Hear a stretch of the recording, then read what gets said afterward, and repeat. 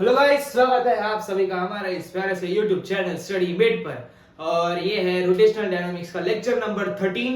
और आज हम पढ़ने वाले बहुत ही ज्यादा famous important topic, conservation of angular momentum. Conservation of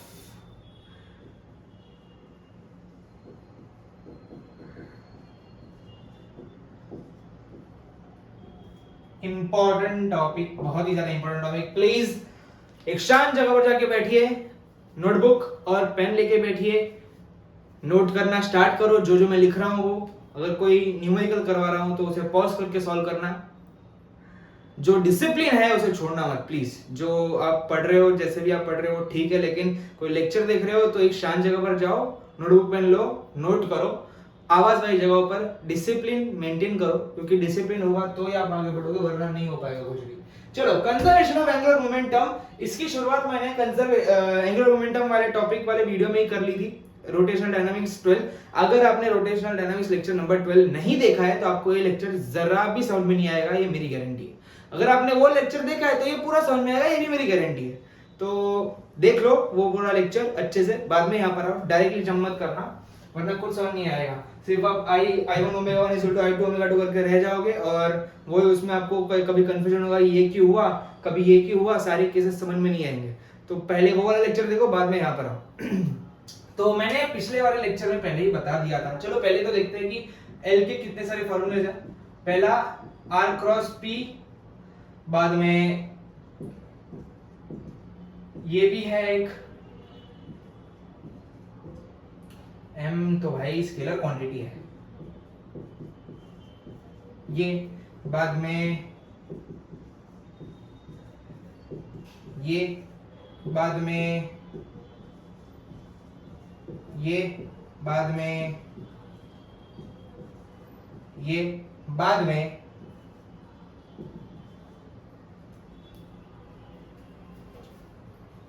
ये, इसका फॉर्मूला क्या था, आई ओमेगा। अब ये कब ट्रू है, जब सिमेट्रिक हो, जब बॉडी सिमेट्रिक हो। ये मैंने पिछले लेक्चर में नहीं बताया, क्योंकि आज मैं बताने वाला था ये, अभी बता देता हूं मैं कि ये तभी वैलिड है, valid only when body is symmetric. समझ गए? ये चीज याद रखना, इंपॉर्टेंट है ये, समझ गए? तो इतने सारे फॉर्मूलेस है एंगुलर मोमेंटम के। तो अब कंजर्वेशन की बात करते हैं। ये टॉपिक मैंने, ये जंग मैंने लेक्चर नंबर 12 में छेड़ दी थी। मैंने बता दिया था कि torque is equal to dl बटे dt, है कि नहीं? Torque is equal to dl बटे dt। अब ये जो टॉर्क है वो कौन सा टॉर्क है? एक्सटर्नल। ऑफ कोर्स एक्सटर्नल ही होगा, है ना? कभी भी कोई भी बॉडी घूम रही है ना, इसके अक्रॉस ऐसे ऐसे ऐसे ऐसे घूम रही है ना, ये ऐसे ऐसे घूम रहा है। तो अगर मैं एक्सटर्नल फोर्स कोई ऊपर लगाऊंगा घूमते, फॉर एग्जांपल मैंने जो फैन घूम रहा है, मैंने बीच में कुछ डाल दिया, तो मैंने एक एक्सटर्नल फोर्स लगाया ना, तो वो एक्सटर्नल टॉर्क जनरेट करेगा। तो मोमेंटम में चेंज या फिर उसके मोशन में चेंज कब आएगा? जब आप एक्सटर्नल टॉर्क लगाओगे। तो external torque is equal to dl बटे dt। अगर dl, अगर मैं बोलूं कि टॉर्क एक्सटर्नल 0 है, तो dl बाय dt भी 0 है, यानी कि क्या है? कांस्टेंट है। इतना तो हमने पिछले लेक्चर में पढ़ लिया है, ये इसमें कंफ्यूजन वाली कोई बात नहीं है। ये क्या है? ये इसे हम क्या कहते हैं?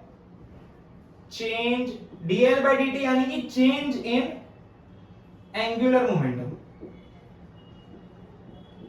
है ना? जैसे कि हम लोग लिखते थे कि external force is equal to dp by dt, इसे हम क्या बोलते थे? चेंज इन लीनियर मोमेंटम, है कि नहीं? यही बोलते थे ना भाई, पढ़े हो ये पहले आपने, अब सब पहले पढ़ चुके हो ये। तो अगर टॉर्क एक्सटर्नल 0 है, अगर कोई एक्सटर्नल टॉर्क लग ही नहीं रहा बॉडी पे, तो मोमेंटम कांस्टेंट है। इसका मतलब क्या है कि मोमेंटम कांस्टेंट है। अगर ये है तो ये भी है ना? और अगर मोमेंटम कांस्टेंट है, if L is constant, then angular momentum is conserved। यानी कि मोमेंट ऑफ मोमेंटम यानी कि angular momentum initial is equal to angular momentum final. यही क्या है? Conservation of angular momentum. यही है, जो भी है यही है, मेन इक्वेशन यही है और कुछ नहीं है। मेन इक्वेशन यही है और कुछ नहीं है।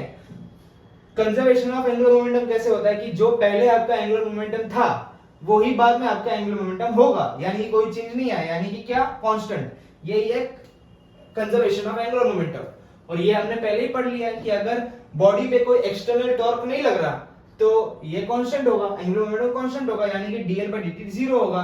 तो अगर ये कांस्टेंट है, अगर moment of momentum angular momentum अगर कांस्टेंट है तो वो कंजर्व्ड है, यानी कि Li = Lf।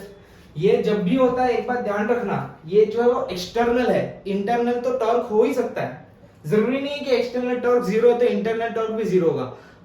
इस इक्वेशन में हमें इंटरनल टॉर्क देखना ही नहीं है। बॉडी में इंटरनल टॉर्क हो सकता है, लेकिन हमें इस इक्वेशन के लिए इंटरनल टॉर्क नहीं देखना है, हमें एक्सटर्नल टॉर्क देखना है कि एक्सटर्नल टॉर्क 0 है कि नहीं। अभी हम ये जो जितनी भी एंगुलर वाली चीजें हैं, हम कुछ भी टॉर्क निकालते हैं या फिर मोमेंटम निकालते हैं, जो भी है वो टॉर्क हम किसके अलोंग निकालते हैं? एक्सिस के अलोंग निकालते हैं। कोई भी एक्सिस को हम पकड़ते हैं, मैंने पहले ही बताया था, कोई भी एक्सिस को हम पकड़ते हैं उसके अलोंग हम क्या निकालते हैं? टॉर्क निकालते हैं। तो अगर torque of axis is 0, then angular momentum of that axis is constant, यानी कि conserved। ये बात याद रखना। अगर कोई एक्सिस है, अगर रॉड ऐसे घूम रहा है, एक्सिस सेंटर ऑफ मास के थ्रू एक्सिस पास हो रही है और उसके अलोंग टॉर्क 0 आ रहा है, तो उस एक्सिस के अलोंग मोमेंट ऑफ मोमेंटम यानी कि एंगुलर मोमेंटम कंजर्व्ड रहेगा, कांस्टेंट रहेगा, कोई चेंज नहीं आएगा। समझ गए?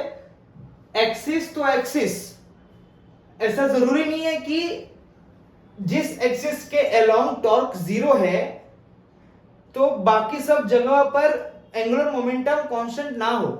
मैं अच्छे से बताता हूं, ऐसे आपको समझ में नहीं आएगा, इसको मुझे रख कर।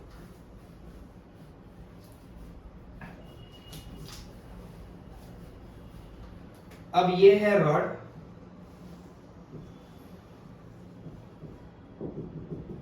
ये मेरी एक्सिस है। फॉर एग्जांपल यहां पर मुझे टॉर्क ऑफ दिस एक्सिस 0 आ गया, तो यहां पर इस एक्सिस के अलोंग ये भी क्या है? कंजर्व्ड है। पर जरूरी नहीं कि यहां पर जो एक्सिस है इस एक्सिस के लिए भी ये कंजर्व्ड हो, है ना? जरूरी नहीं है। अगर इस एक्सिस के अलोंग टॉर्क ऑफ एक्सिस 0 है तो 101% एंगुलर मोमेंटम भी कंजर्व्ड है। लेकिन दूसरी कोई एक्सिस, ये एक्सिस, कोई भी एक्सिस, इसके अलावा इस एक्सिस के अलोंग एंगुलर मोमेंटम कंजर्व्ड हो, ये जरूरी नहीं है। जिस एक्सिस के अलोंग टॉर्क 0 होगा उस ही एक्सिस के अलोंग एंगुलर मोमेंटम भी कंजर्व्ड होगा। अगर कोई एक्सिस के अलोंग टॉर्क 0 नहीं है तो ये जरूरी नहीं है। तो अभी मोमेंट ये बार-बार मैं इसे मोमेंट ऑफ क्यों बोल रहा हूं? जिस एक्सिस के अलोंग अगर टॉर्क 0 नहीं है तो एंगुलर मोमेंटम 0 कंजर्व्ड हो भी सकता है, कंजर्व्ड नहीं भी हो सकता है। लेकिन जिस एक्सिस के अलोंग टॉर्क 0 है उस एक्सिस के अलोंग एंगुलर मोमेंटम कंजर्व्ड होगा। समझ गए? ये बात नोट करके रखो, ये बात बहुत इंपॉर्टेंट है और ये बात भी इंपॉर्टेंट है, नोट करके रखना ये सब। समझ गए बराबर? ये एक्सटर्नल भूलना मत। चलो अब एक छोटा सा सम करते हैं और मैं इसके न्यूमेरिकल्स के लिए एक अलग वीडियो बनाने वाला हूँ। इसके मुझे बहुत सारे न्यूमेरिकल्स करवाने हैं क्योंकि इसमें बहुत कॉम्प्लेक्सिटी पड़ती है, तो मैं थियरी और न्यूमेरिकल्स एक साथ ना करूँ ये कोशिश कर रहा हूँ, तो भी समझ लेना। और एक चीज मैं तुम्हें बता देता हूँ कि moment of inertia is inversely proportional to angular velocity. ये चीज याद रखना। कैसे बताओ? अब पहले तो मैं ये प्रूफ करके बता रहा हूँ, ये छोटा सा इसका प्रूफ है। अभी ऐसा नहीं कि छोटा सा तो बाकी रख देंगे। टॉर्क क्या होता है? टॉर्क को अगर मैंने बोल दिया, रुको एक सेकंड ना, टॉर्क होता है, रुको पहले L is equal to I into omega लिख देता हूं मैं, आई इंटू ओमेगा बराबर। Torque L is equal to I into omega. कब? फॉर सिमेट्रिक, वेक्टर डाल रहा हूं यानी कि सिमेट्रिक बॉडी के लिए। अब मैं डिवाइड बाय dt कर रहा हूं, मैंने डिवाइड बाय dt कर दिया, ये तो कांस्टेंट ही है, डिवाइड बाय dt कर दिया। अब dl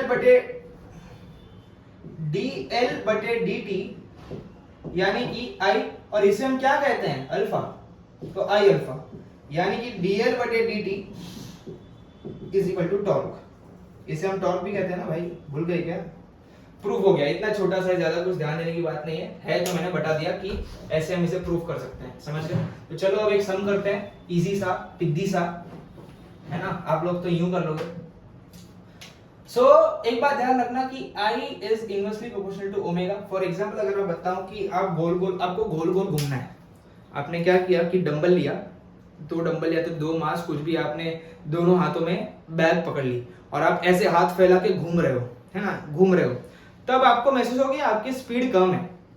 लेकिन आप जैसे ही हाथ को फोल्ड करोगे, ऐसे आपने हाथ को फोल्ड किया, बैग हाथ में अभी भी है लेकिन हाथ को फोल्ड कर लिया और घूमोगे तो आपकी स्पीड बढ़ेगी। यानी कि फॉर अगर ये एक्सिस है और आपने समझो ये आपकी बॉडी है ना, ये आपके हाथ, ड्राइंग पर फोकस मत करना ज्यादा, है ना, और ये आपके पैर, और ये सेंटर से क्या पास हो रही है, एक्सिस पास हो रही है, और यहाँ पर समझो कोई मास है, आप हाथ फैला के घूम रहे हो, ऐसे आप हाथ फैला के घूम रहे हो, तो आपका मोमेंट ऑफ इनर्शिया ज्यादा हो जाएगा, या क्योंकि आर ज्यादा है, एक्सिस से क्या आर ज्यादा है तो मोमेंट ऑफ इनर्शिया बढ़ेगा। अगर आप फोल्ड करोगे ऐसे ही, अगर आप फोल्ड करोगे, ये जो हाथ है आपने फोल्ड कर लिए, फोल्ड कर लिए, फोल्ड कर लिए, तो आर कम हो गया तो मोमेंट ऑफ इनर्शिया कम हो गया। अब मोमेंट ऑफ इनर्शिया ज्यादा होगा तो एंगुलर वेलोसिटी घटेगी, अगर मोमेंट ऑफ इनर्शिया कम है तो एंगुलर वेलोसिटी बढ़ेगी। अगर एंगुलर वेलोसिटी बढ़ेगी यानी कि बहुत फास्ट घूम रहा है, यानी कि अगर वेलोसिटी एंगुलर वेलोसिटी ज्यादा है तो बहुत zoom zoom zoom zoom zoom घूम रहा है। अगर ज्यादा फास्ट घूम रहा है तो नंबर ऑफ रोटेशन भी ज्यादा है ना, नंबर ऑफ रोटेशन भी बढ़ेंगे। अगर ज्यादा जोर घूमेगा, गोल गोल घूमेगा तो नंबर ऑफ रोटेशन भी बढ़ेंगे। एक बार आप ट्राई करके देखना, दो मास लेना, ऐसे ऐसे घूमना और हाथ फैला के घूमना, आपको पता चलेगा कि जब आप हाथ फोल्ड करके घूम रहे हो तो आपका एंगुलर वेलोसिटी ज्यादा होगा। और इसका मैंने रीजन भी बता दिया, आई होता है mr², बराबर। तो अगर r बढ़ेगा तो i भी बढ़ेगा। इसमें क्या, ये जो मास है आपके एक्सिस से ज्यादा दूर है तो इसमें i बढ़ेगा, और यहाँ पर एक्सिस से कम दूर है तो i कम होगा। जैसे ही i कम होगा वेलोसिटी बढ़ जाएगा। तो ये ध्यान रखना कि, इसे मैं रफ कर देता हूं अभी,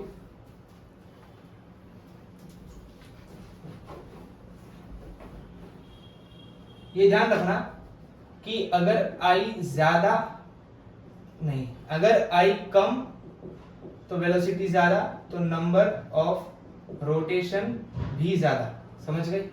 ये बात ध्यान रहेगी। चलो अब ये एग्जांपल बहुत फेमस है, बहुत फेमस है। यहाँ पर एक बंदा है और इसने, और यहाँ पर पानी है ना, यहाँ पर पानी है, इसने कूदी मारी, कूदी मारते ही बोलते हैं ना, आपने बहुत सारे शोज देखे होंगे कि स्विम कर, जब आप डाइव मारते हो तो एक बार डाइव मारने के बाद आप खुद को ऐसे फोल्ड कर लेते हो,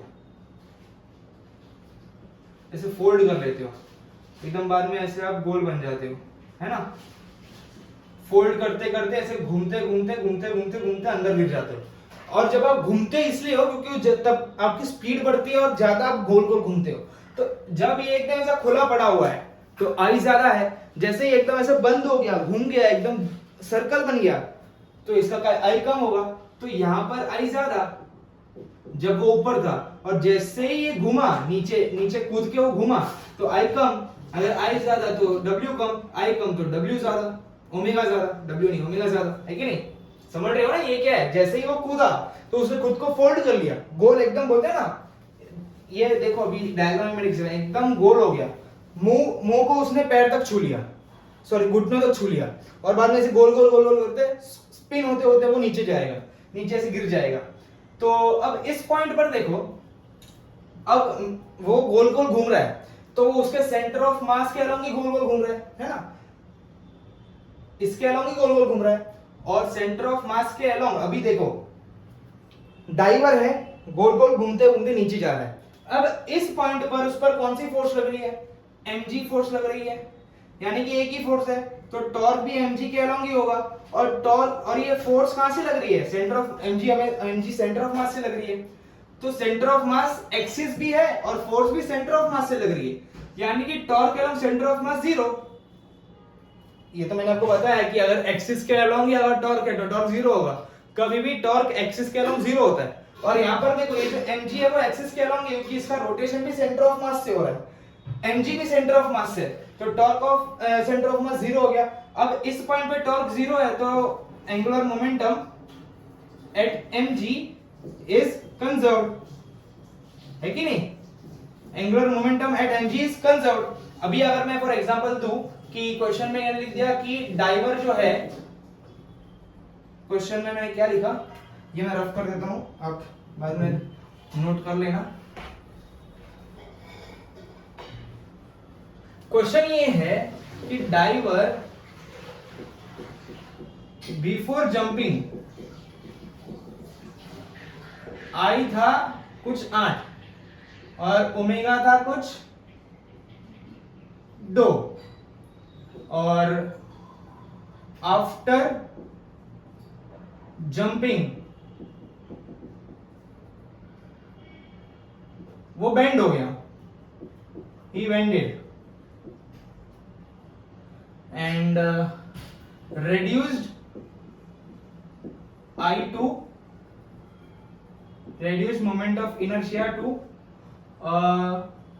5, find ओमेगा।